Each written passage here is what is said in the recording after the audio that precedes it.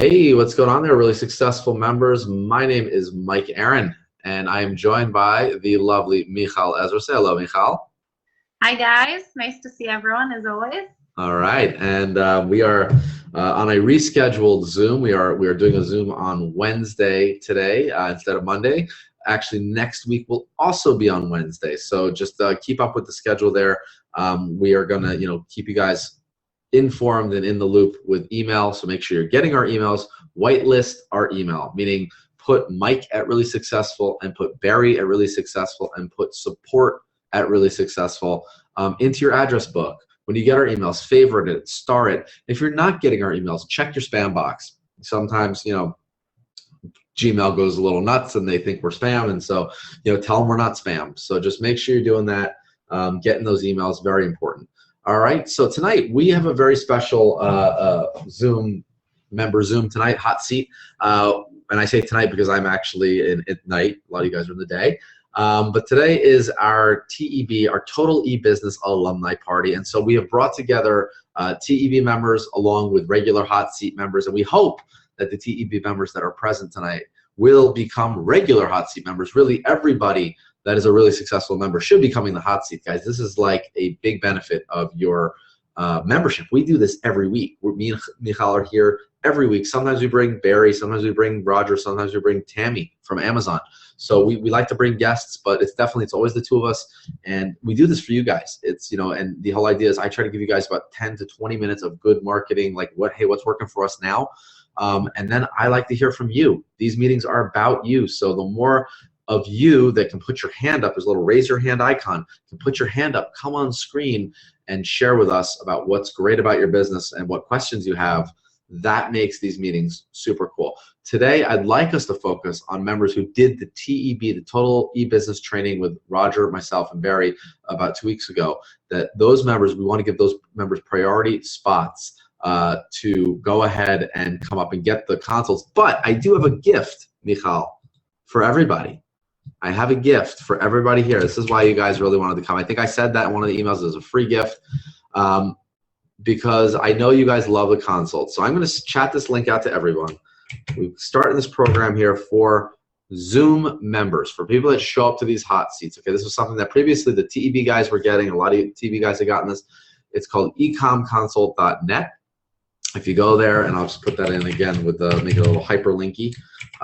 But if you go there, you can fill out a form to have one of our experts call you and talk to you about your business. And that's one of the guys from Roger's team, or it'll be myself, or it'll be Barry. And we do make these calls, and I've talked to a lot of you guys, actually. I get on the phone. These are like supposed to be 20-minute calls. Try to keep them to 20 minutes. Hopefully we can get a lot done in 20, 30 minutes. A lot of times they go longer. Hopefully we don't need it to go too much longer. But this is the way that we like to connect the community. And we see a lot of cool things happening on those console calls. I know Roger makes a bunch of them. I make a bunch of them, and I'm impressed. A lot of the people I talk to, you guys seriously are doing well. And these hot seats are one of the best places to get that kind of consult information, because we had that amazing hot seat last week where what was her name? Yasmin, I think, right? Yasmin, who works with one of our members. She's an assistant for one of our members. She was saying that they did a hot seat with us 2 months ago. Beginning of the year, they were here for one of the Amazon hot seats, Amazon-themed hot seats, and they were doing Amazon. They went into a huge slump on Amazon, and we did a consult with them, a little hot seat, gave them some ideas, and they did the work, guys, not us. We just gave them some ideas. We just listened to them. We gave them some ideas. They did the work. They got busy, and Yasmin came last week and told us that they had turned around the Amazon business completely, and they did 30,000 sales the next month. Now, I love that, because that is, to me, the reason we do this, okay? It's the reason why we do these hot seats, okay? So please participate. Let's get to it, and let's talk about TEB. So what was this TEB thing? This was a map that I sent you guys who were in TEB. So these were the steps that we covered. This was the whole TEB program. We basically showed the members of TEB this 2-day program with 9 steps. And the whole idea about TEB, of course, was that Roger is now entered into the art niche, okay? Now, art is a very interesting niche, because art is both a product type and a niche. I don't want to confuse anybody with that, but what I like about it is that it's super flexible, and the idea is that you can either do it exclusively Like, let's say you want to just do an art store. Like, if you don't have a store, if you already have a store, guys, stick with your store. Don't go saying I'm going to close my store and open an art store. But you can add it to any store. It can become a product category on any store. So it's really cool. And so we're going to walk through this map a little bit and show you the steps that the TV guys learn this in depth. We'll show you guys in about 20 minutes the overview. Just to give you some ideas, get your imaginations firing. Maybe you explore this idea. A lot of you guys saw the free webinar where we talked about the secret was that Roger's selling Canvas. And what we like about it is that Canvas can be sold. It's a more expensive product, and it can be sold at a higher price, higher profit margin, and it can really add like a passion splash to any niche, in my opinion. It's really like, let's say you're selling, I don't know. I mean, look, it'll work better with some people than others. Like maybe survival guys won't love art as much, but who knows? Maybe people that love the outdoors would dig some kind of outdoorsy type canvas. So the 9 steps, I'll just walk through them really quick, and then we'll go into a little more in depth. Is step number 1, you want to find some art. And there are ways, again, if you're a TEB member, you have tools available to you. You have our search tools that will help you search Etsy and Pinterest really fast. Otherwise, you can go search those sites themselves or search AliExpress, whatever. I go into this a little more in depth. Find art that's trending. Find art that people love. Okay. Step 2 is then like put it in context, so you can find great quotes that match similar images or match that niche. Okay. So that either you're gonna sort of maybe make an original piece with words and images, or you could even just use those words when you're selling the image in your advertising. Okay. Step number 3 is using audience insights to find buyers. Step number 4 is then finding either designers or suppliers or both that you can source this art from.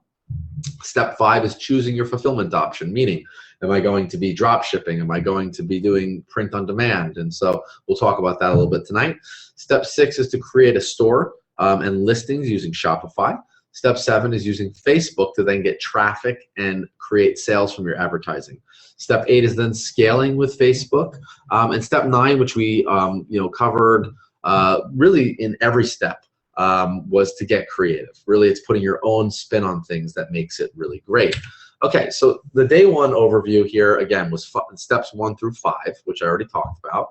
And then in step 1, we talked about finding the art. Okay, so for those of you that were in TEB, you probably remember we looked at Etsy, Amazon, AliExpress. Okay, those were some of the best places to find art. And with our tools, if you have a tool like the TEB Etsy search tool, it's very easy to search Etsy on a high level. A little hard to find what's trending on Etsy from a top level search. You kind of got to go into each listing, which makes it hard, which is why the TEB tools are such an advantage.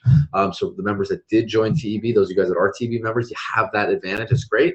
But I want to encourage that anybody who, whether, if maybe you're a gold member that didn't upgrade to platinum to get the tools, or you're just not a TEB member, you could still use Etsy, or look at Amazon. Like Amazon has a Canvas section. Look at AliExpress, right? See what their best sellers are.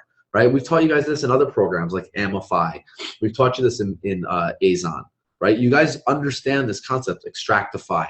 You guys all understand this concept of looking at what is working. Okay, rather than trying to like push out something that is unknown and be the pioneer. Right, let's go with the formula that we go for the low-hanging fruit. What's already working, and let's jump on that bandwagon. Either do it in a better way, or whatever. It's just it's a faster way of making the results happen. So yeah, that's it. The key is seeing what art is selling. And again, I always like to say, don't be a pioneer, guys, because pioneers usually wind up dead. Okay, you don't hear about pioneers often. The ones that make it are like 1 out of 1,000. Okay, much better to sort of see the path that's been blazed a little bit and that's working, but that isn't completely overcrowded, and then follow that path and do it better. Okay, that's what Steve Jobs did, right? It's what all great innovators do. Step 2, give the art meaning. Okay, so if you use a site like Pinterest, like let's say I found in looking at art that I don't know, there was great yoga art, like spiritual living yoga art. Again, I have no idea if there is, but let's say there is. Okay, and I found some great images, and then I found some good keywords from doing those searches. Well, then I go into the Pinterest tool for TEB, and I can then search that same search through Pinterest to see, because on Pinterest a lot of people will take great images and combine it with quotes or original sayings or whatever. So what that does is it gives the art meaning, it puts it in context, and that then gives me two options, right? Either I can then take those words and maybe take the image I found, if I have the ability to do this, either, if I have the rights to alter the image, and again, I'm not going into the legality or anything like that, but like, again, you should be able to tell, if you're buying an image, if it says that you can alter it or not, or if you're, if you find an image that's great, maybe you find a designer and say, can you create something like this? They create something like that, an original piece like that, and then you say, hey, put these words on it, and then you sort of design a canvas that has words and art on it, okay? That's giving the art meaning. Or even if you found something that's great as a standalone piece and it's selling well, maybe you'll use the words you find on Pinterest in your advertising, okay? That's a way of giving it meaning. And when you're using Pinterest, you look for lots of favorites and repins. And again, it's a matter of sparking that context, that creativity for whatever kind of art you're selling. Because we know that art is very subjective, right? Art is the kind of thing that, like, what I like, you might not like. But if I can find something that's sort of got a wider appeal and then give it sort of an original flair by combining it with words, combining it with these great sayings that people love, all of a sudden you might have something that's more special and that will sell better. All right, so step 3 is finding the buyers. And guys, we have talked about finding buyers a lot on these Zooms, right? We've talked about audience insights, and that's essentially what we taught the TEB guys to do, is that you want to use audience insights. And the idea here is you're doing your research, right? We talked about being a marketing research department. At this point, what we're doing is we're going on audience insights, and we're starting with a broad keyword search, okay? So if I found art in the yoga niche, let's say I put Bikram yoga, right, which is even a little more focused. I put Bikram yoga. I then put that into audience insights. I put Bikram yoga, and I find 4 million people that love Bikram yoga. Is that where I stop? No, it's not where I stop, right? That's the first interest. Well, hey, once I found Bikram yoga, I'm going to look for pages of people that like, similar, that people who say they like Bikram yoga, what are other pages they might like? I look at the affinity scores, okay, which is the most right-hand column on the Facebook audience insight. I look at to see, I'm looking for affinity scores. If I can find affinity scores that are in the double digits, like 10 times, that means that if I put Bikram yoga in and they're showing me a page for like the Yoganator, I don't know, maybe the Yoganator is like a yoga tool or something or whatever. I have no idea, guys. I'm making it all up as I go along here. But the Yoganator, let's say, so it shows me that there's like 500,000 people who love the Yoganator, right? Who also like Bikram yoga. And the people who like the Yoganator are 10 times more likely to like the Bikram yoga interest than other people on Facebook. That's huge, guys. And the way they get that number a lot of times is they look at the total audience size of the people who like the Yoganator, okay? They look at the total number of people that fit what I put in as my interest, Bikram yoga in the United States, 18 to 65, men and women. So let's say there's 400,000 people who like Bikram yoga also like the Yoganator. Well, the affinity is going to be a lot high. It's going to be pretty high for that. It'll probably be in the 10, the double digits. And that's what it means. It's like, hey, these people also, so it gives me more advertising options, and it actually narrows my audience and makes my ads more targeted, okay, which makes my advertising cheaper. That's what we're looking for.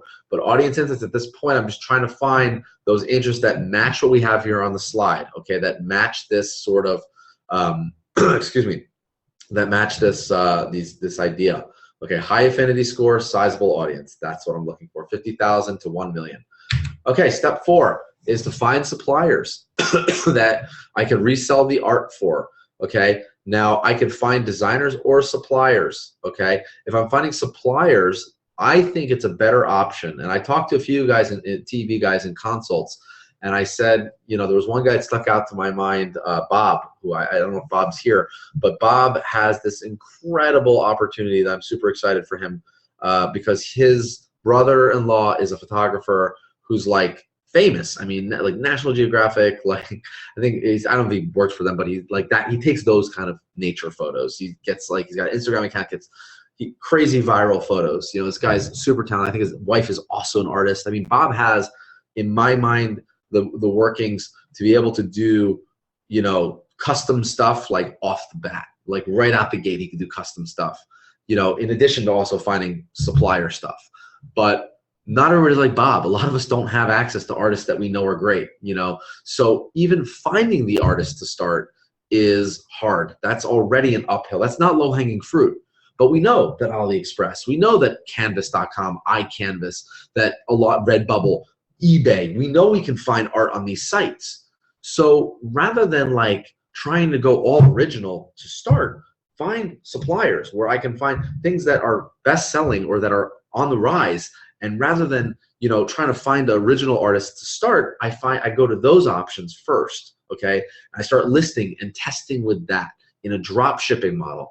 Why? It's low-hanging fruit, guys. It's easier to do, okay? While that's going on, I could start looking for designers, okay? But what a lot of you TEB members are doing, and I've talked to you guys on the phone, a lot of you guys are doing it the other way. You think to go original design because maybe higher margins, or I don't know, maybe it feels better that you're original, but like, guys, like that is a roadblock. If you don't have art and a community of artists already at your fingertips and that you're already talking to or that you know, because it's going to take weeks, or, you know, to find somebody that can work, okay? And then you still got to test their stuff, and it's more expensive. So when you go with a supplier, it's lower risk, it's lower cost, okay? The only thing you want to make sure is that, like, when you're looking at it, let's say using AliExpress, make sure that they have good seller ratings, okay? Look at the feedback from even the canvas that you're looking at, right? Because hopefully you pick the canvas that has hundreds of sales, right? Look at what people said. Oh, it was good, blah, blah, blah. It was as depicted, okay? That's what you want to go for. And that works with the drop ship model, okay? But the idea is, and again, guys, none of this stuff is like just push button, easy, lazy, okay? I want to make that very clear. This is a real business, okay? Meaning, like, you don't just want to go with any old supplier, because you can find a really bad supplier, okay? You want to go with a good supplier. And that's going to take a little bit of legwork, a little bit of research. Just use your brain, okay? You guys are all very smart people. You're with us, right? Use your brain. Make sure you're doing the proper due diligence, and then when you pick the supplier, you know, set it up and start testing, okay? All right, so the step 4B is the designer, and I alluded to that with the Bob story, okay? It's more expensive, but I think it'll allow you to sell anything, okay? Because you can look at best-selling art, you can then find hot quotes and images, and you can make an original version of that. You know, you can have an artist make or if, you know, the artist already, like in Bob's case, he's got an artist that already has viral work. Well, I would say to Bob, you know, and I did say to Bob, we had a consult, about an hour-long consult the other day. Just, you know, what you should be doing is work with him. You know, see what the best prices he can give you. If he's already got viral traffic on Instagram, see if you can do more for that. Send more traffic there with Facebook. You know, essentially in Bob's case, with his brother-in-law or his wife, you know, he's almost like a consultant, because he's got this marketing inside track. And Bob actually, he's cheating, because Bob's been an internet marketer for years. He's got a lot of experience, you know, so Bob can do all this stuff. But, you know, for all of us, you know, regular people, right, that may not be as positioned as Bob, this is still an option to you. It's just, I want you guys to understand that if you're just starting a canvas business, this should be the longer term play, and not, I think there's a lower hanging fruit in going with suppliers, okay? Cool. Let's talk about fulfillment, okay? This looks at how you're gonna get your product to your customer, okay? There's print-on-demand apps that integrate directly with Shopify. So let's say you have a designer, or you have you know, an artist that will work with you. They give you a high-resolution image. You then would load it up to one of these apps, okay? Which we looked at Guten, we looked at Printify, Printful. You load it up to one of these apps that will print canvas on demand. You make sure it's good. You set it up as a product on your store. And then when anyone buys a canvas, what's going to happen is Guten, or whoever you choose, is going to take, you know, you're going to process the order with them. They're going to print that image on the canvas. They're then going to ship that directly to your customer, and you keep the difference, right? The difference of your cost with Guten versus what you listed it at on your site. All right, that's print on demand, and that works with designers. Now, drop shipping is good if you're sourcing, okay? If you're sourcing from AliExpress, really easy to use Oberlo. We looked at that in the Total E-Business training. A lot of you guys know Oberlo from Extractify and Amify.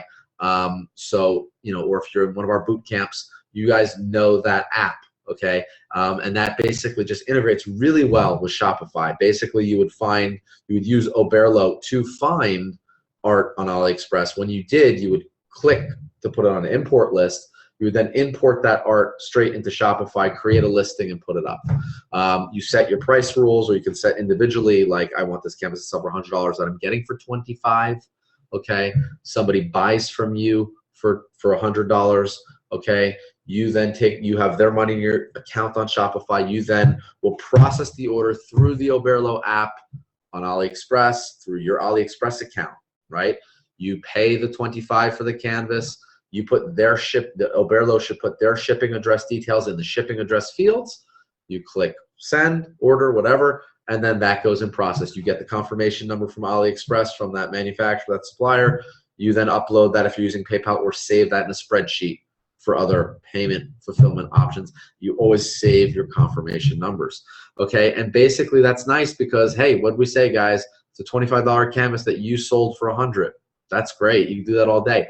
You start selling 10 of those a day or more, you then work a direct deal with the manufacturer. Drop shipping this way with AliExpress is how we start.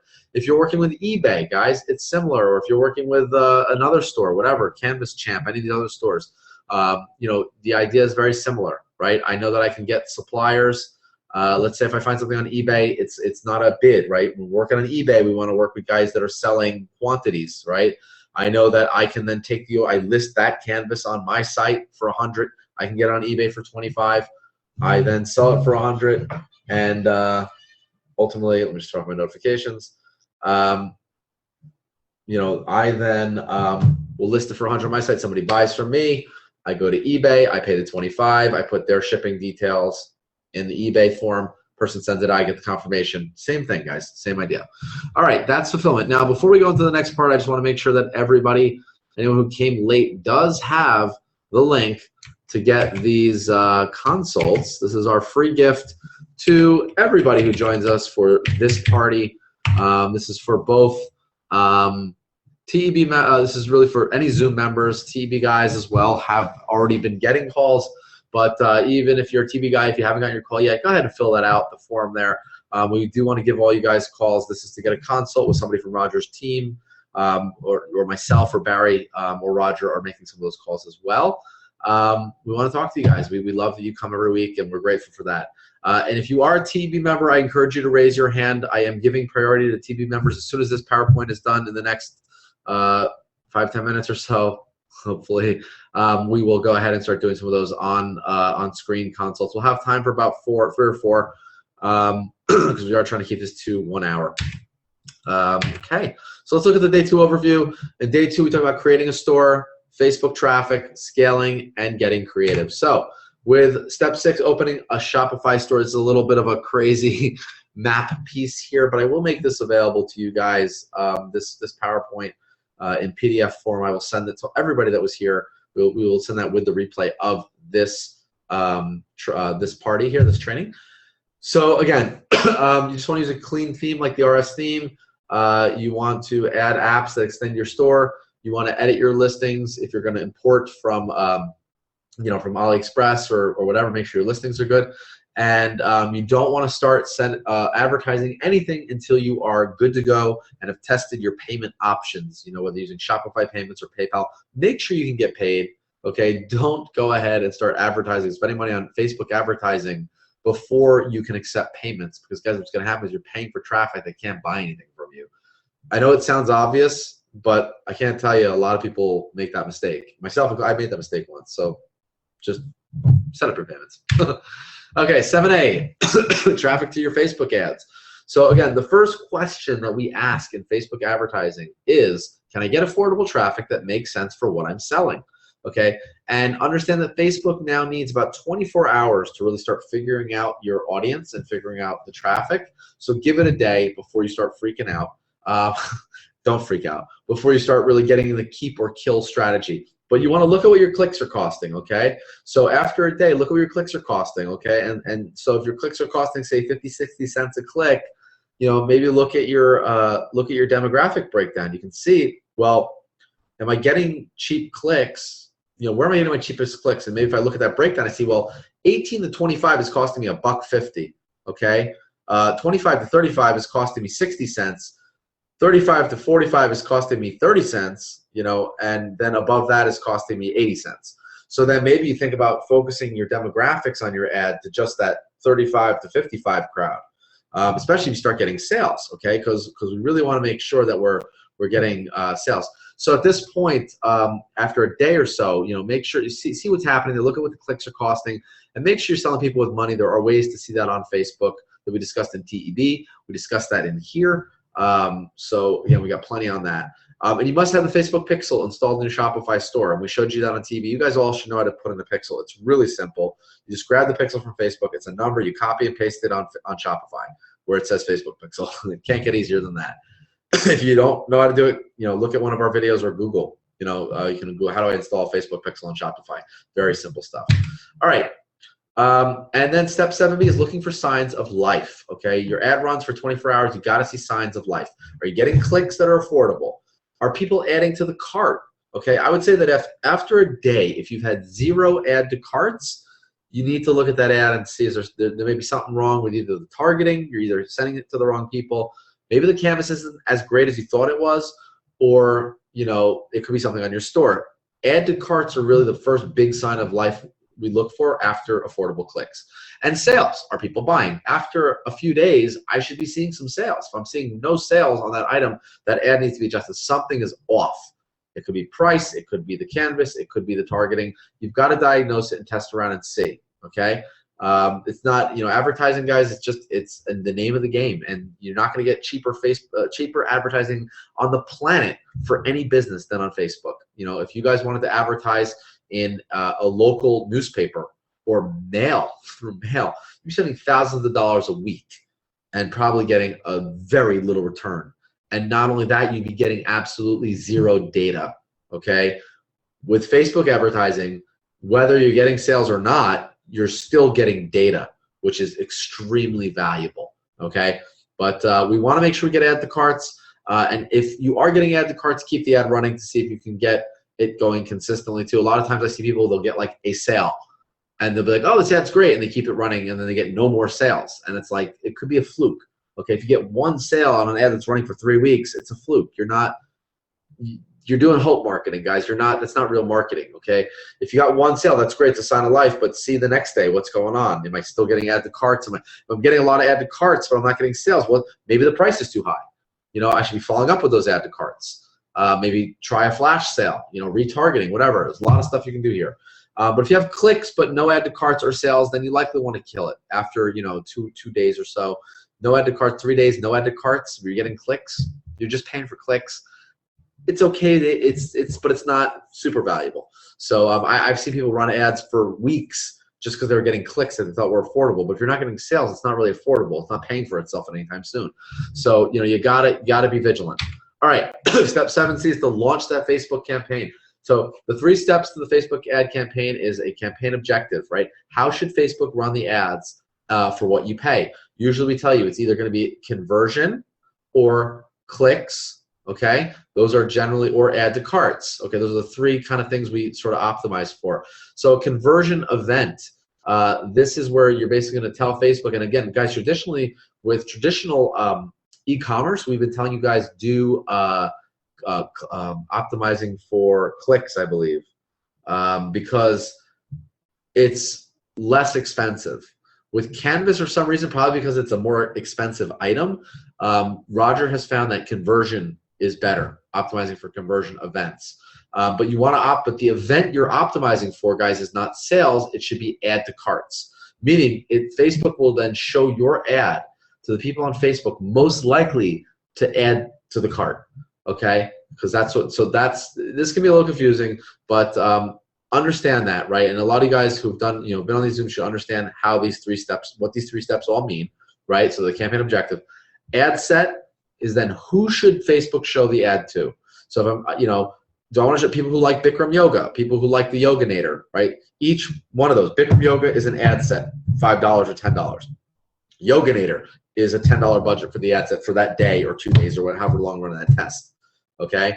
For ad set, so I want add to carts for people who like the Yoganator, and the ad is what I'm advertising. Hopefully it's my canvas with a really cool looking, in a beautiful picture, not just the canvas itself, but the canvas in a cool setting or whatever. Maybe it's in a video, I don't know, but that's the ad itself, with the copy. So again, yeah, I think this is all pretty self-explanatory. Let's move on.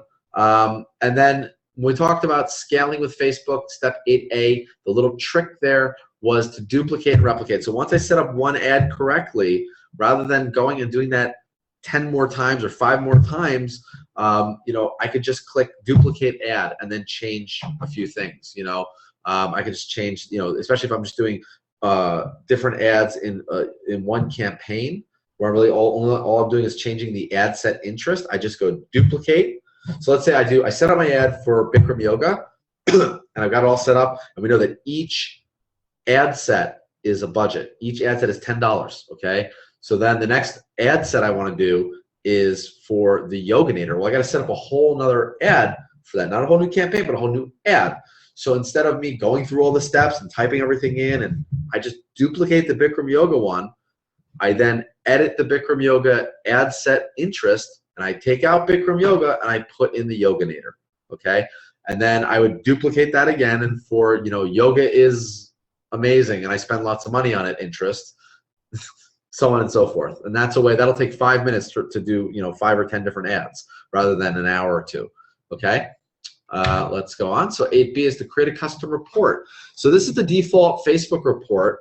The default Facebook report is terrible, okay, guys? It doesn't really tell you the things you need to know to be able to run good Facebook campaigns. I don't know why that is. Maybe they just want you to have no information so that you keep spending money on Facebook aimlessly. This report here, these things here at the bottom, this is the report that we use on Facebook, and you guys should all be using this. A lot of you guys have this from different programs, but you will be getting this in what we send you, the free gift. That's why I told you guys who are non-TEB members, you're getting a gift also, and you're going to get the map. So, and TEB members, you all should have this already. I'll send it to you again with this email. But hopefully, going through this, I hope this is helpful to you. So again, this is the report: campaign name, amount spent, budget, delivery, cost per click, link, website add to carts, cost per website add to carts, website purchase, and cost per website purchase. That'll be here in the email, so I'm not going to spend time on this, but that's the report you want. And then self-explanatory. I mean, here is the ads process. This is the whole process, really. It's start with $10 and $15 per ad set, and ad sets, Bikram Yoga $10, Yoganator $10, and then am I getting a reasonable cost per click? Am I getting any add to carts? If yes, I keep it and try it another day or two. If not, I kill it. Then the next few days, I look for add to carts and sales. If I'm getting add to carts and sales, I'll continue. If I'm getting sales, I continue adding about $5 to $10, at different intervals to see if it'll keep going. Because again, understand, guys, when you put $10 on an ad set for Bikram Yoga, it'll show you your ad will reach 1,000 people a day. It's not a lot. Okay, if there's like 500,000 people or 1 million people, it's not a lot, 1,000 a day. Okay, and we all know, like the ad, they might not even see it. It might take 4 or 5 times on their feed for them even to see it. So understand that you want to keep adding interest and keep adding budget. But the idea is that you're only going to do that if you're only going to add extra money to an interest if you see that it's producing sales. Okay. And now, if you're not getting add to carts and sales after a few days, you want to then diagnose and fix, okay? But if there's no change after you fix it, then kill it. Like, let's say you got some initial, like I said, you got a sale or two, you got some add to carts, but then it kind of dies after a week, and then you sort of make some tweaks on that interest, but it never comes back, kill that ad. And if none of your ads, if none of your ad sets were producing anything off of that canvas, chances are, guys, that canvas is no good, okay? All right, so then at $100 to $150 on a single ad set, meaning Bikram Yoga, I'm now up to spending $100 a day on just that one ad set, Bikram Yoga, to that one canvas, okay? And it's producing for me. It's getting sales. It's great. I want to keep it going. At that point, $100 to $150, I never want to go over that on a single ad set, okay? So in that case only, I would then duplicate that ad exactly. I wouldn't even change the ad set. I duplicate the Bikram Ad Yoga, and I'd keep the $150 one going, and I'd start a second one at $10 again and see if I can get it up. Because, guys, all it does is it's like doubling down, okay? You're not competing against yourself for that ad. Trust me, if your audience is big enough, right? And that's what we say, at least 50,000 people, million to me is the best. Anywhere from 500,000 to a million is a sweet spot because it's big enough that, you have enough people, but it's also, it can still be affordable, okay? And understand, guys, that a lot of people will not buy the first time they see an ad. You know, like I'll give you a quick example. Bar Stars is this exercise program. I've been looking at this ad for a year. I saw it on Instagram a year ago. I'm about to buy it. You know, once I finish my holiday, I have a holiday season for the next week. We're in this like holiday, and we eat a lot and we, you know, hang out with kids a lot. So I'm not exercising as much. Once this holiday's over, I want to get back in shape and lose the weight from this holiday. I want to buy that, you know, and I haven't seen that ad for a long time, and I'm like ready to buy it. So hopefully it won't take you a year to get people to buy it, but you understand what I'm saying? Like repetition is the key with advertising. Okay. And then finally, duplicate the ad, right? And then continue scaling if the results are the same. All right, step 8D, timing of ads. We like to launch our ads early in the day of your own time zone. The budgeting for the ads works off of your 24-hour period. So if I'm in New York, 7 a.m., 6 a.m., whatever, great time to launch my ads because my budget will reset at 6 a.m., okay? And that gives Facebook lots of times to figure it out and get it right. Okay, step 9, we talked about getting creative, okay? This is your little sort of pep talk, guys. You have the power to make it work. It's in your hands. Creative marketing for any of your businesses, whether you're doing canvas or not, okay? You guys can win on marketing. You all have tools. You all have information. It's about action and creativity, okay? You got to understand your audience and deliver something that makes them buy. And then, again, this is one of the key things in our boot camps is that we teach you how to position and market anything, okay? And this was for the TEB people. I said, so, you know, what are you waiting for, right? Join a boot camp, okay? Our next live boot camp we've got in May, okay? They're game changers, okay? I gave us, you know, some of you guys have seen this before. I'm not going to spend a lot of time here, but I just want you to understand that if you're wondering, well, how do I get positioning and marketing? How do I get creative? How do I really explode my business? Guys, there's only so much I can do in an hour, even an hour and a half. I'm going to go a little bit over here. I want to get a couple consults in. Even an hour and a half, 2 hours. If I went 2 hours on Zoom, even if I went 8 hours on TEB, I can give you a lot. Roger can give you a lot. In a room together with us, we can give you a hell of a lot more. It's just reality. All right. So next boot camp is in New York City, May 22nd to 24th. And if you are interested, iwantnewyork.com. I guess we can put that in. We can put that in the chat, Michal. I wish we had a tracking link, but or you guys can go there now. You can fill out an evaluation there. It's sort of a direct evaluation just for the boot camp, but we do have limited spots. We're already starting to fill that group. I think we've got a bunch of people in that group already. That group is looking amazing. I'm super excited. It's going to be amazing. It's going to be very cool. So if you do decide to fill out that specific form for boot camp, make sure you put in as much detail as possible. And I always tell people, I don't care where you're at in your business, throw your hat in the ring. You know, we've got options for you. The first step towards, you know, really crushing it and changing your life starts with just putting yourself out there. Scariest thing for me ever was putting myself out there, you know, and when I've done that, all types of incredible things have happened. And again, May 22nd and 24th. So the steps for you: fill out the application form, speak to Barry and the team, see if it's a good fit, and then pack your bags for transformation. And again, iwantnewyork.com. This is very affordable. It's, you know, very affordable compared to any other mastermind that we've done or that's out there. But you know, this is an action-taking experience. You got to be ready to leave your comfort zone. Be okay with being critiqued. Make the most of your time. You get one-on-one time with me, with Roger, with Barry. You got to make the most of that time. You're going to meet other members. You're going to meet alumni come back. We've got John and Glenn are coming back. Sebastian, who just sold a business that he built from our methods that he learned from Roger. He sold that business. I think he sold for like 7 figures in France. It's insane, an e-commerce business. He'll be there. So we've got, you know, again, it's a great experience. We want you guys there. It's an investment. Our original boot camps were $20,000. We knew that was that, you know, we had some of our members were coming to that. You know, they could afford it. They did it. It was a life-changing experience. We wanted to basically make this experience available to more people. So that's why we changed it from a mastermind where it was a much smaller group and it was a lot more hand-holding. It was 4 days to a boot camp, which is still small group, a lot of hand-holding, but it puts a lot more burden on you. I should say burden. It puts more responsibility on you to prepare. We give you prep work to prepare, come ready to work, and to do the work in a group environment. It's life-changing. I really recommend it for everybody. I'm excited for it. And if you take action, we're going to be there for you. So I really hope, you know, I know Zoom people, you guys are our best action takers. Make sure you are putting in for a spot on this. and let's talk. Let's get our team talking to you and following up with you. All right, so let's go ahead and do some hot seats. I think that was pretty cool.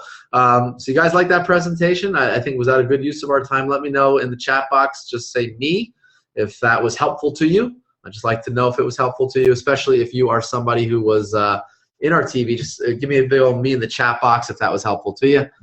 Cool. Cool. I love to see it. I love to see it. All right, let's go ahead. I always, I promised Michal we'd just go an hour, and I lied.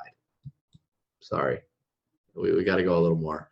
That presentation, I think the presentation was important. I think we see like there's like, a bunch of me's. I think it was important because, again, guys, not everybody's on TEB. Like a lot of you guys were actually because you're here for the party, but a bunch of you weren't. And I while you're not on the same playing field as the guys who were, I at least felt for our dedicated members, and Barry felt for our dedicated members that come to these Zooms, we wanted to at least give you a high-level overview of some of the information they have. You guys in TV should be crushing it, and you got a lot more in depth here between the replays and everything else. And I think we are. I think we're going to go ahead and we're actually doing some edited versions of those replays as well. I think we're going to go ahead and spend some time maybe kicking those over to Ellie so that we can break them down in the shorter video. Right now it's just raw, like 8-hour recordings. So we're going to look into doing some of that. Again, there's more to come for TEB members. For those of you that are not TEB members, I don't know what's up there, but you guys get this map, and certainly we want to make this available to as many people that want it as possible. Awesome. All right, who do we have in the bullpen? Let's see here. Now, if you do have your hand up, please be a TEB member. Just Michal, I don't know if you could confirm. I'm just trying to see if I recognize anybody from TEB. I don't recognize these guys per se. I think Kevin was there. If you guys could just chat, the guys who have their hands up, if you were in TEB, just so, because I want to give them the first shot. Just chat to us quickly, please. Brian in TEB. Brian, you were there? Wow, there's a lot of hands up. I'm not going to be able to get all these hands today. Me and Joe, whoa, it's going really fast. Okay, I'm going to try to go in order. Brian was there. All right, I'll bring Brian. All right, guys, thank you. I appreciate that. We're trying to give the priority to the TEB guys because it's sort of, I think it'll be helpful for the general members to hear from them too. Hey, look at this handsome guy. What's going on? Hey, where are you? That looks sunny. Thanks for taking my question. I really appreciate it. Yeah. I'm jealous of your hair. You got good hair, man. Well, bless your heart. We can talk anytime. Well, you know what it is? I think, when you get to 4 children, I think that a lot of these, they just sort of migrate down to your back. That's like, I don't know. It's the stress. Yeah. A business of your own, like exponential, right? Just a business of your own. It starts, but you got a little more time. Yep. All right, my friends. All right. So how can I help you, Brian? Well, 2 quick questions. First off, I started at ground zero after the TEB on Wednesday, cool, with the goal of wanting to have in place at least 15 or 20 canvas ideas ready to go in a store, ready to test starting next week. And so far, I'm on track for that. So I want to say a big thanks because the way that you guys laid out everything in TEB step by step by step, just the detail we needed was phenomenal. So thank you. I appreciate that. Thanks for the good work. So the question I've got, the first question, I'm working with the pricing model, and I would just like you to check my thinking on this, if you would. So I'm using cost figures from Guten, which we used during TEB for the same recommended canvas size. And I'm assuming a 1% conversion rate. So at that point, I'm looking at $50 per sale at a 50 cent per click. So far, so good. Okay. Okay. Yeah. So what we do without paper, but yeah. So all right. What's your retail cost? What's your retail cost on the canvas? So the retail costs are going to be what we suggested. Everything we suggested. So what are we on the bottom? 49 on the bottom, I think, 79 in the middle, and 149 to 199 on the top. Okay. So the math that you need to do to make this work, and I should probably pull it up so I don't tell you the wrong thing because I am a little under the weather, but I'm still you guys, Barry, talking to you, Barry. I'm actually pretty confident in the numbers. Yeah, no, if you're good, because there's a formula for advertising. Basically, again, I'm just showing this off my top of my head. We basically take we take the cost, we take the retail price, we subtract our cost, meaning our cost for the canvas plus shipping, And then that number, that margin, we multiply it by 2. So I always like to work with the $20 example because it's easy. Basically, let's say I'm working with a $20 example and my costs are $6, okay? After shipping and everything like that, I then take the $14 is what I have to play with, okay? I multiply that by 2, okay? So that is then $28, okay? So I'm assuming 2 sales per 100, and then I divide it by 100%, which gives me 28 cents. So I know that the most I can afford to pay for clicks on that item with those numbers is 28 cents. Does that make sense? No problem. That makes sense. And that's a great way to do it. And you're actually running a little bit higher conversion rate than I'm assuming. Yeah, which I think is great. Be conservative. Instead of 1%. Yeah, be conservative because the 2% is just, it's like the internet's like wives' tale of what conversion rates are. Look, there are ways that you can get it. When we start doing retargeting, and maybe we'll do like a little follow up on this as well on retargeting and lookalike audiences, and especially some email campaigns. If you start building a list, you should. I get 10% conversion rates on that kind of stuff. That makes sense. Sure. Yeah. Right, because they're buyers already. So we get right. No, that's fantastic. But what I was bumping up against, Mike, was that when I was running the prices and running that model, mine was a little different, but the same essential numbers, was that I was hitting break even or better on the medium and large, but I was hitting under break even by a little bit, $5 on the small one. Okay, so a little bit. The reason I wanted to ask the question was, that's a little bit of a yellow flag for me, but I want to think about it the right way because maybe it's not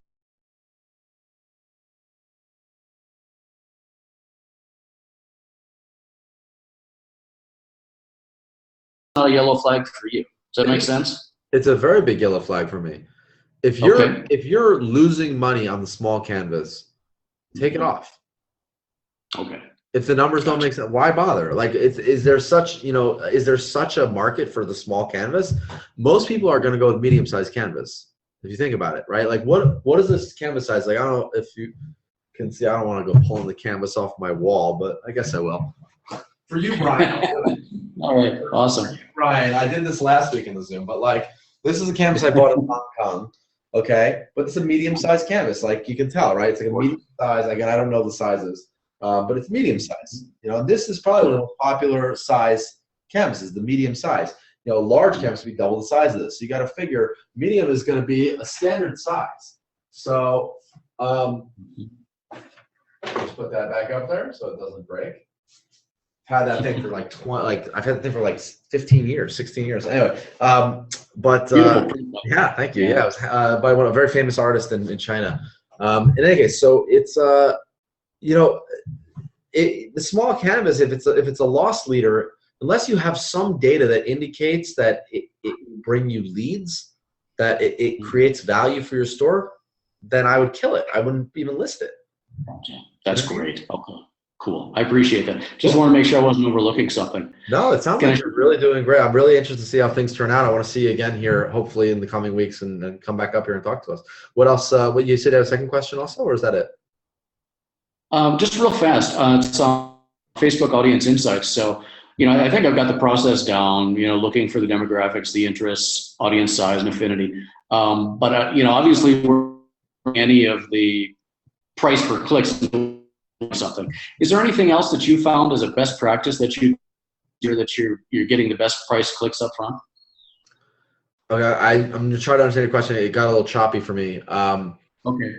So I think what you said was, have I found you're looking for how to get the best cost per click, and you were talking about audience insights. I'm losing you a little bit there because are you saying like how does the affinity translate?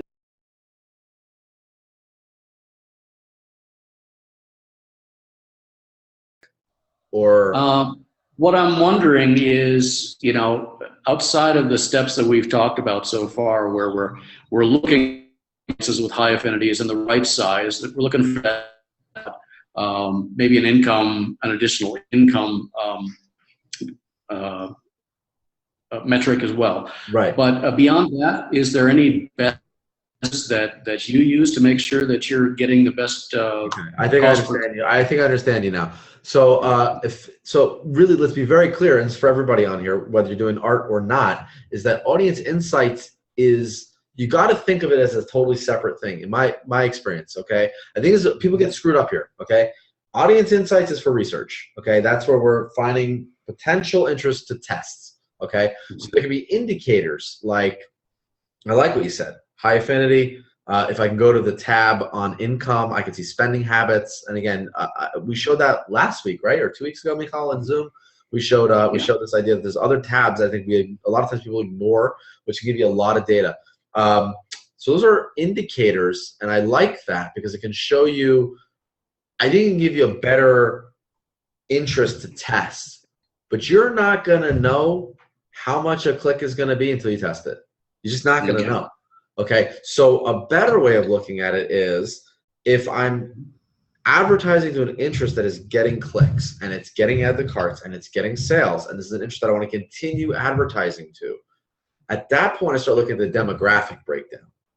Because we start broad, right? We start men and women, United States if you're selling in the US, and guys, don't ignore the European market. I actually was coaching somebody this week who came to my house for the holiday. They've got a business that they're doing jewelry, and I said to her, European market. You know, I was like, you should be going to Europe. She's like, oh, because it's so Etsy's so flooded, the American market. I said, go to Europe. Amazon UK is begging people to sell there. Anyway, so look at the demographics, right? So you should start broad, 18 to 65, men and women, US, my interest. Okay, well, once it starts working, look at it and say, okay, am I getting more women buying than men? Am I getting a certain age group that, like, look at your clicks. You'll be able to tell. The clicks for men cost me X. The clicks for women cost me Y. The clicks for 18 to 25 cost me this. And the sales, you'll know who's buying too. The sales at 18 to 25 are in the toilet. There's like no sales. Why am I even bothering advertising that audience? Take it out. Optimize your ad spend. You know, and what that'll also give you, I think, is the ability to say, well, maybe I can use, you know, it'll start to even affect your creative. Right? So, you know, if you've got a canvas, maybe you can come up with a cool way of positioning the canvas, or maybe even do a video of the canvas with models of that age group or that gender, or maybe the opposite gender, if that'll work better with that. You know, the idea is you'll start to get more intelligent as you do it. Make sense? Makes total sense.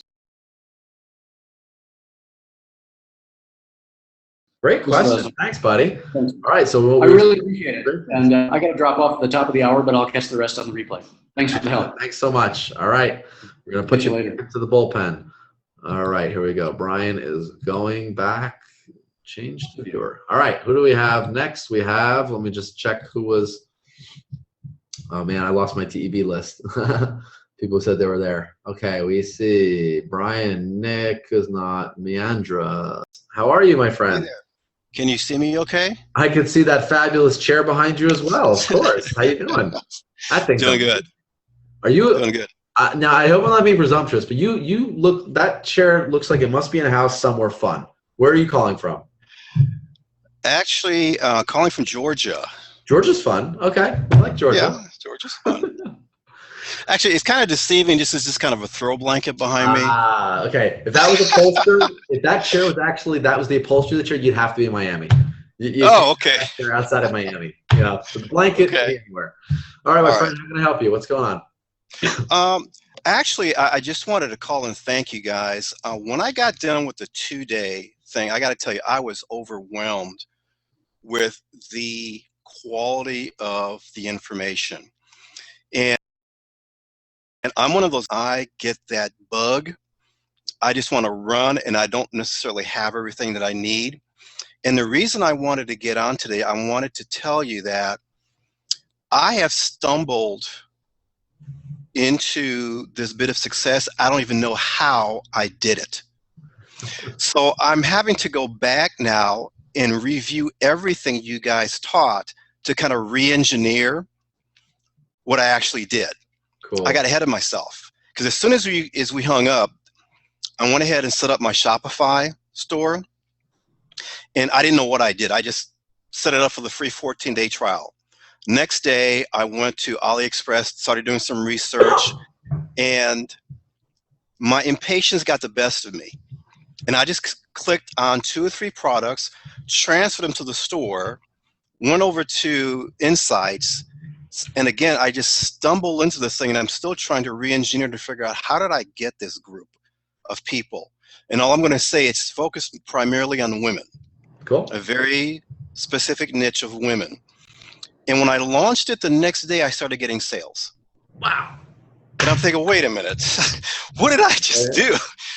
And the first problem I ran into is because I didn't set up Shopify the way I needed it to. Yep. I had all these sales sitting in my, I guess, the Shopify inbox. You collected the sales. So what happened? Did you then set things up right? Well, fortunately, Shopify was able to set up one of their reps to call me. Oh, that's great. And they said, okay, let's go look at your inbox to see what you got there. And I said, okay, walk me through what happens every time a sale comes in. I said, it's not my own product, it's something from AliExpress. And she was able to walk me through, and I said, okay, that's one, let's do another one. And so we did about 4 or 5 of those, and I thought, okay, I think I've got it now. So I just wanted to share that bit of success, and hopefully that'll encourage folks that are out there. I really seriously don't know what I'm doing, and yet it's working. It's working. And so now, based on what you said, I'm going to go back through your mind map. Yep. And I'm going to focus on what you spoke about as far as getting a piece of art that Etsy says is selling, then go through and find a really motivational, powerful quote. I'm just going to go through the process because I know the success I've had so far is primarily artwork. That's all I'm going to say. It's been artwork, but it's not ideally what you had talked about. And it does have some quotations on it. And the market is primarily in the US. I've gotten some from Canada. I like your idea about Europe. I'll have to look into that. But I think my weakness right now is I don't think I've maximized the results because I'm not doing a very good job with my ads. Mm-hmm. I think I'm at about the 50 cents, 35 to 50 cents per click. But my cost for the conversion is in the $3 to $5 range. And I don't quite know how to analyze that yet because the product I'm selling has about a $30 profit margin. Okay.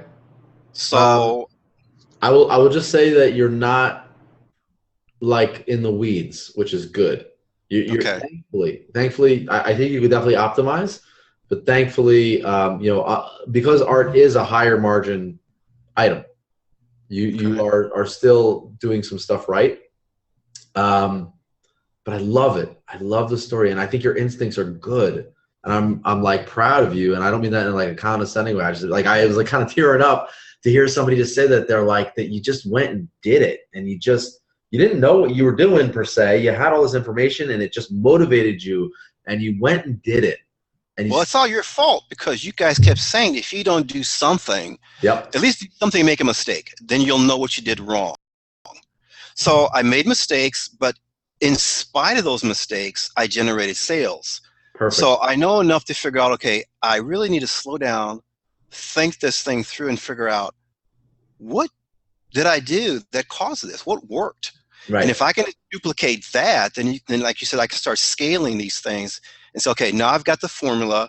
Let me follow this thing. So I don't have it figured out yet, but I've got like I said, your mind map. I've got all my notes. I just need to go through and basically slow things down a bit. But I wanted to offer that for encouragement to others who think, oh, I don't know if I can do this. I don't know what I'm doing. And like I said, within 24 hours after closing shop with you guys, sales started coming in. Mm. Louis, the speed of fear is standing still. That's, and unfortunately a lot of people are paralyzed with fear in this business. And I don't know why. It's you're selling somebody else's stuff. It's not like, but you are an inspiration. I can't tell you how grateful I am that you came up and shared the story with that. I think everybody should give a big thank you in the chat box to Louis. That's the kind of thing we need to hear more of because this does happen. It happens to people. It happens to a lot of our members. And I think, we need to hear it. So thank you. And Louis, I want to follow up with you. And I think we can start looking at I'd love to do some consult with you, maybe put you on with Roger also. We should talk about getting some higher level stuff. You're in a very similar position to like where John and Glenn were when they came to our San Diego boot camp. We talked about their story. You know, they were doing the same thing. They got my prep work for the boot camp, and they just went and started making sales. They had no idea what they were doing, no clue, and they are now making 6 figures a month. Well, that's my goal. Because the reason I got into this, and let me tell you a little bit of the story without it taking anybody else's time. Yep. I've been unemployed for going on 3 years now. It took a lot for me to invest the money to participate in your Amazon training.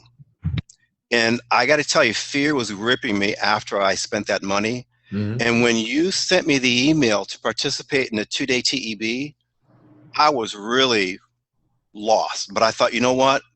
There was something about you guys that I believed in you. Thank you. And I told my wife, I don't mean to cry, I'm sorry. I told her, I don't like not being able to provide for my family, but I want to be home to support them. And I've been praying for a stay-at-home business. And you guys really are an answer to prayer. So I spent that additional money. You guys are awesome for 2 days. And I began to dream again. And that morning when I went to my store and I saw those sales, I can't tell you what it did for me to give me hope again. So for me to go from not having the opportunity to provide for my family and for that pressure to be on my wife, to now giving her hope that she can come home soon, because I am building something I can pass on to my kids. You guys have no idea what that means for me. So I just want to say thank you. Wow. Wow. I'm like, you got me in tears, man. With chills. That's why we do it. This is why we do it. This is why we do this. This is why we do the live stuff, the boot camps. This is why we do it all. And I want to see you bring her home. You know, this is, we have a story like that where, you know, one of the guys who came to our boot camp was teaching a guy in his community who was a working class guy, worked all crazy job, wife worked crazy job. And this guy was taking the methods that we showed and started making it with his own store. And the thing he said was, "Mama, I'm bringing you home." It was like, and that's, I want that for you. So let's talk after this. I'd love to set up some time with you. Let's get you scaled, because you have it. You have it. You're taking the action. You're a brave man for what you're doing in your business and for what you're doing for the other members here by coming up here and sharing so openly. And I can't thank you enough for your courage. And you're inspiring me. So thank you. Thank you, guys. We'll be in touch, brother. We're going to do this. We're going to do this. I hope you're excited, because I'm excited. Oh, I am. All right, my friend. All right. Well, thank you so much, Louis. We're going to put you back in the bullpen. And I'm sure that this is just the first of many, many success stories we're going to hear from you, because you are doing it. All right, my friend. We'll talk to you soon. All right. Wow. That's why we do it, man. And let's make this work. Let's do it. All right. Leandra. Yeah. Mike, I am not equipped for the I am just not equipped for the camera right now. Okay, I'm having a little trouble hearing you. Can you just speak a little closer to the microphone? Because yeah, I'm saying I'm not equipped for the camera. I wasn't expecting to get on. You could turn it off if you want to just turn the picture on. We can just if you want to just talk. If you feel like you don't want to be seen, it's up to you. But you look great. Everyone's even saying on the chat you look awesome. Yeah. Okay. I haven't done much. I started opening up the shop, but I'm thinking I'm not doing it right. So I think I sent you an email. Hoping to get the shop opened up, and I started looking at some of the canvases, but I haven't really gotten anything. And I I started opening up the inside, Mm-hmm. but that's about where I am right now. Okay. But I'm still working on it. I think you sent me an email about the RS theme. You're having trouble to Yeah. get that up. Okay, and I think I directed it to Michal. I was actually off today all day with my kids. So Okay. someone sent, like, that's the kind of thing that her team can help you with. Yeah, because Mhm. that's not a Shopify thing. Like putting our theme up, it's actually really, the good news is it's easy. Once you see how to do it, you'll know how to do it, right? Yeah, I Everything's easy once you know how to do it. So you're I gonna got do it to I got it to download, but then to keep it there, I don't think it's holding, so I Okay. don't know what it is that I'm So not if doing. you were able to download our theme and Uh-huh. then you go to Shopify and you click upload theme, this is tricky, okay? And I'll admit, Right. I made this mistake myself, so don't worry, okay? You're good. Once you learn how to do this, you will be fine. You'll know how to do it forever. When you upload a theme on Shopify, it doesn't publish until you hit publish theme. Okay. It's weird. It's counterintuitive, right? You think if you upload a new theme, it should just put the new Mhm. theme in. It doesn't. You've got to actually go. What you'll see is it'll show like the big window of the theme that's currently active, and underneath that, there's a few boxes that might say other themes you uploaded. So it will say like RS Shopify theme under that, and that's what you just uploaded. You've actually got to then hit publish on that for it to then be seen on your store. So if you want to use that theme, that's what you want to do. But don't let that stop you. You know, don't let that stop. If you've got a Shopify store going and you've got, you know, a good minimal theme or whatever, you know, move forward. You got to just keep going. But, you know, certainly if you need a little extra help to get the theme up and configured, you know, Michal's team at Really Successful Support, we should put that link in there, Michal, reallysuccessfulsupport.com. They'll help you get it going. You know, when we tell you guys to go to Shopify for Shopify stuff, I mean things like payments, how to use certain apps on Shopify, how to get customer orders processed. That's all stuff that, like, anything having to do with like the technical use of Shopify, that should be Shopify. If it's theme stuff, like how to configure our theme, come to Michal. She'll help you with that.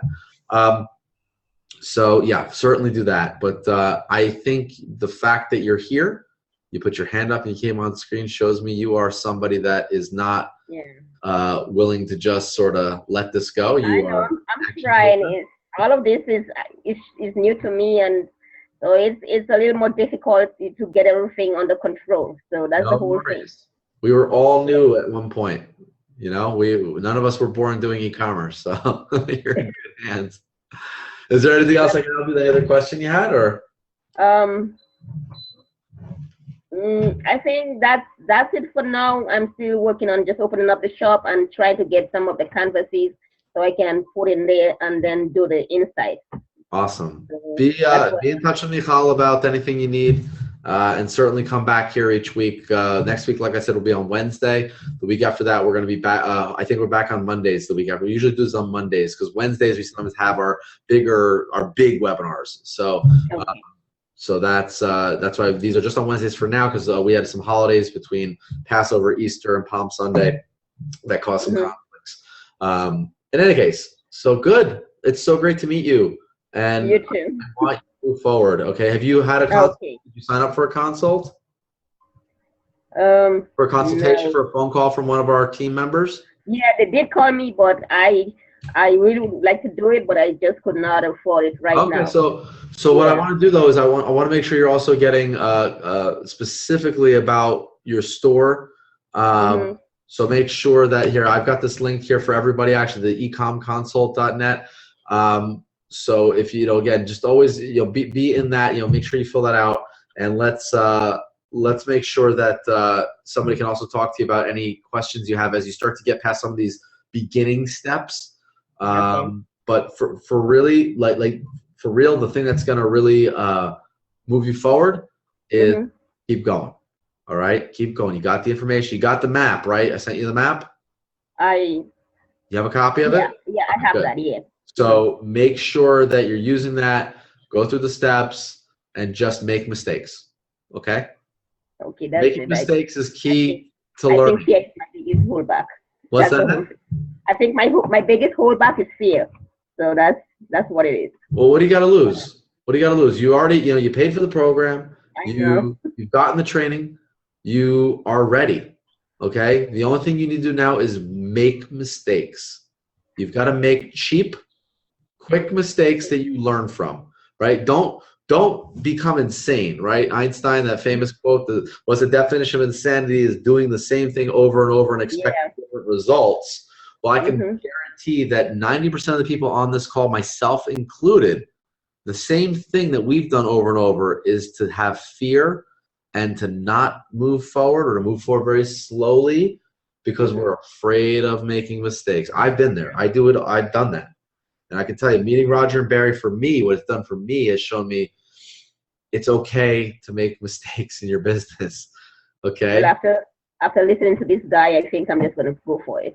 So. Excellent. You're going to do it. All right. We want to see you back here next week, too, okay? To let us know how things are going, okay? Okay, thanks. All right. Thank you for coming up. Amazing. Amazing. All right. All right. So we get people all over the board here, you know, guys, and no one should feel embarrassed about where they are. Chuck, you're coming up now.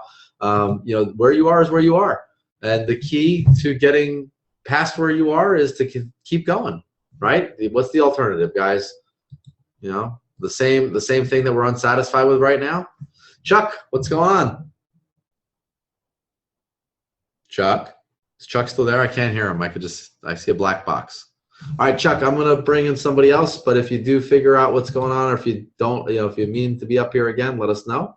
We'll change you back to a viewer. Chuck might be on a cell phone. Sometimes they get that black box on a cell phone. Kevin Jackson. I think I remember talking to Kevin. Oh, my friend Mike Halsey from Australia has his hand up. Got to bring Mike up. Mike's great. It's like got to be 3 in the morning for Mike. All right, so hold on, Kevin. I'm going to unmute you right now. How's it going, buddy? Good. How are you? I'm great. Good to see you again. How's everything going? Talk to me. What's going on? I'm doing pretty well. I thought I was doing better, but I get stuck.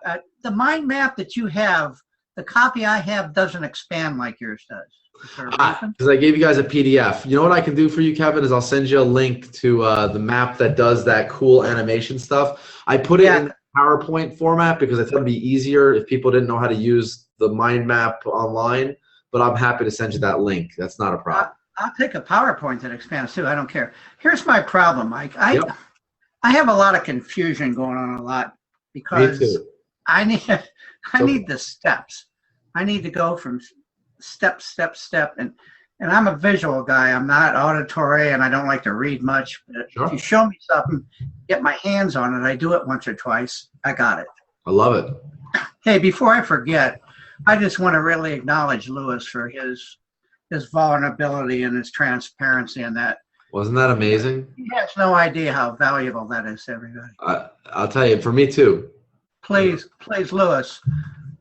Unbelievable. Thank you, Lewis. You're doing great, and you inspire people with that. That was touching and moving and very inspiring. Thank you so much for that. Thank you. So back to my my problem of I get into confusion a lot because I start to do something and I'm not sure exactly how, and then I go back and trying to go back over the 2-day videos is just very time consuming for me. So is there anything that you have that would give me the ability to look at each step closer, and the mind map might be it, or anything else? So I'll tell you what, I'm giving you right now a link. I'll put in the chat for everybody. This was the tool I used for this was MindMup, which I love this tool. Oh geez, what did I just do? Close this here. MindMup, and I believe you should just let me know. I'm putting this in the chat. You guys should all be able to see this. Just let me know if you can or can't. Give me a thumbs up. That'll give you the sort of folding and opening map, so you can look at that. I did cool. All right, great. So you guys can see that. That's public now for you guys. And again, you know, I did send you the PDF of those PowerPoint slides. I turned into the PDF so it's easier for you guys to use than on a PowerPoint. If you need that again, I'll be sending that again. But also, I like that. I'd like to edit we would talk about editing the videos. I think that might be helpful to people. We can edit the replay into smaller sections that are broken out so you guys can see it easier. We didn't do it at first, but I think people are asking for it, and I think it would be helpful. So that takes, the problem is it's time consuming. It takes a few weeks to kind of get that all together. It's a lot of video work, but we'll go ahead and probably get that started next week and see if we can get that expedited to do it quicker. And then it'll be up in the members area, so you'll have it broken down. The mind map, I see the mind map link here. What was the other link you said you gave for the? So I did give you guys a link to download.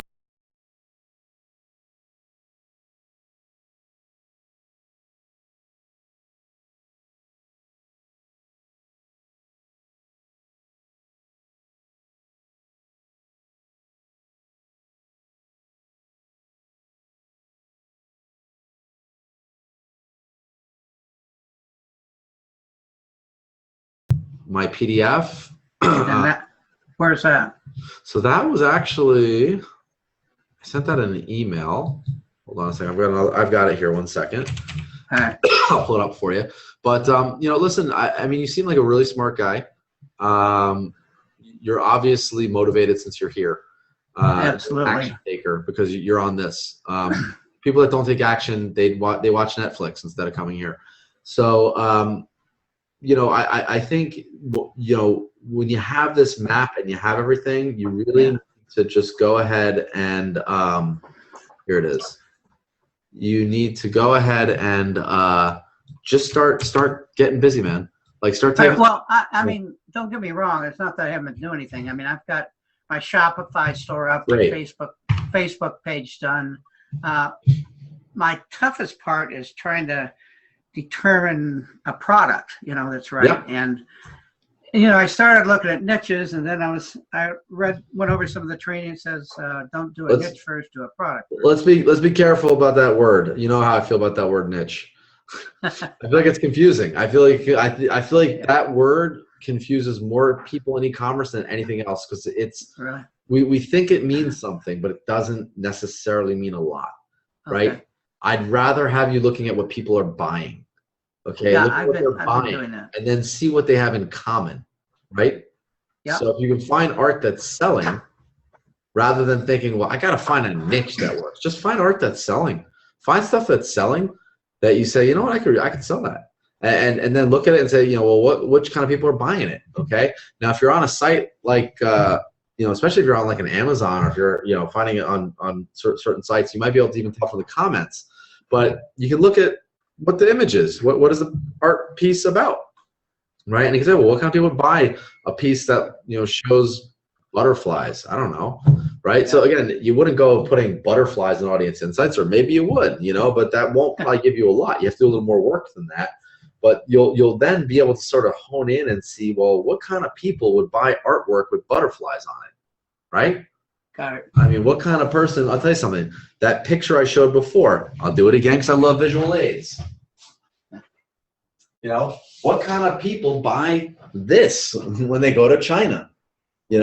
So I'm a martial artist. Okay, this is a figure in martial arts lore, the ghost catcher. Okay, so people who love Chinese culture, martial arts, like I'm the buyer for this.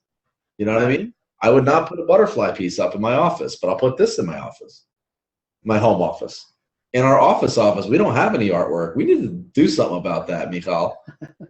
We have an office in the city, and we all go there. It's like our walls are just full of writing. Like we just write on all the glass doors, like a startup. I think we should put some art up. That would be good, especially now that we're talking about art so much. Anyway, but that's going to be the key for you, Kevin, is like you've got to start looking at what is selling, and then determining based on what's selling, who are the kind of people that I can sell this to.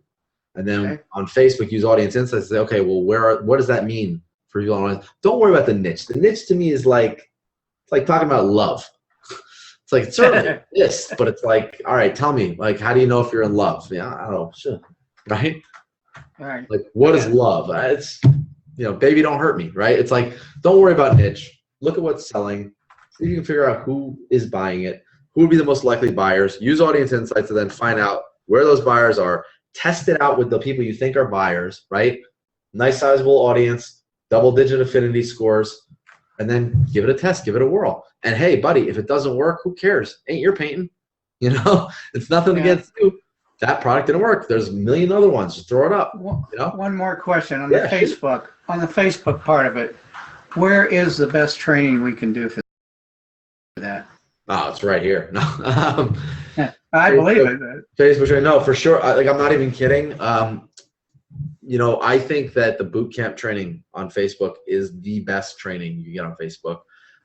Whether you come live or you come virtually, like we do offer a virtual option, we do a broadcast, which is significantly more affordable for people and also convenient. Yeah, I'll be in New York, so. You live in New York? No, but I'm going there for the Oh, you're coming?